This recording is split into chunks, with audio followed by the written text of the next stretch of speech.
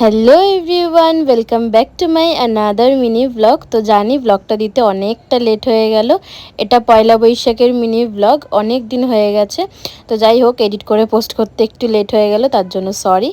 তো সেদিনকে সকাল সকাল উঠে পড়েছিলাম। উঠে ব্রেকফাস্টে ছিল হচ্ছে পরোটা আর আলু ভাজা, যেটা খেয়ে নিলাম। আর এদিকে মা প্রত্যেক বছরের মতো এই বছরেও সুন্দর একটা চাদর পেতে নিয়েছে এই ঘরে। আর আরেকটা ঘর, মানে মা বাবা যে ঘরে থাকে সেই ঘরেও সুন্দর করে আর কি বিছানার চাদর পেতে নিয়েছে, ঘর ফর গুছিয়ে নিয়েছে। দু ঘরেই এবছর আর কি সাদা কালারের বেডশিট পাতা হয়েছে, বেশ সুন্দর লাগছিল দেখতে, তোমরাও জানিও।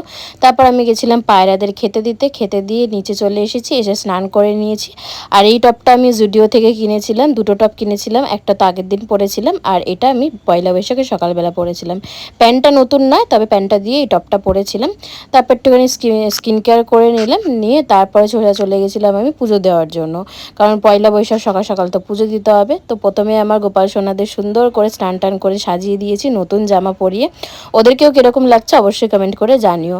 এরপর সুন্দর করে ফুল টুল দিয়ে সাজিয়ে প্রসাদ তোসাদ দিয়ে কিন্তু পুরো পুজোটা কমপ্লিট করলাম। তো কেমন লাগছে আমার ঠাকুরের জায়গাটা অবশ্যই তোমরা কমেন্ট করে জানিও। তারপর সেদিন ছিল আমার বন্ধুর বাড়িতে নেমন্তন্ন দুপুরের লাঞ্চের। তো এই যে সুন্দর করে রেডি হয়ে নিয়েছি, একদম পয়লা বৈশাখে নতুন জামা পরে গেট রেডি উইথ মি আসবে খুব তাড়াতাড়ি। তো যাই হোক, কীরকম লাগছে দেখতে আমাকে অবশ্যই তোমরা কমেন্ট করে জানিও। এটা হচ্ছে পয়লা বৈশাখের লুক। পয়লা বৈশাখের দিনটা আমার যে খুব একটা ভালো গেছে সেটা না, একটু বোরিংই গেছে, তবে ঠিক আছে, কোথাও এবছর যাইনি, এটাই হচ্ছে মেন ব্যাপার। তো সেখানেই ছিলাম, লাঞ্চের টাইমে অত মনে টনে ছিল না, ভিডিও কিছু করতে পারিনি। তারপর চলে এসেছিলাম বাড়ি রাতে। এসে একটুখানি পয়লা বৈশাখের মিষ্টি না খেলে ভালো লাগে, তো একটু লাড্ডু আর একটুখানি ভুজিয়া খেয়ে নিয়েছিলাম। তো দ্যাটস ইট, চলো আজকের মতন টাটা।